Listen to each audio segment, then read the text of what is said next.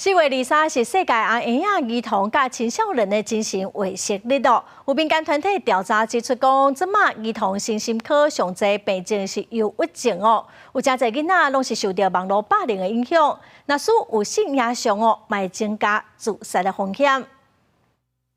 网络社会是回世界，已经有不少研究显示，学生若是长时间使用社群媒体，会增加抑郁的风险。4月23是世界婴仔儿童青少年精神卫生日。台湾儿童青少年精神医学会有针对医生做一份调查，第一线医生表示，儿少忧郁症的表现和大人较无同。医生提醒囡仔若直直出现头痛、腹肚痛，而且高受气，有可能是得到忧郁症。拒绝去学校是真调。我常常看到一些网络讯息，放出去啊，结果就搞得很难收拾的这些状况。好，所以青少年面临这些部分的时候，网络它是一个求助的部分，可是会让他的情绪的负荷的时候，会的一个容忍更加的剧烈。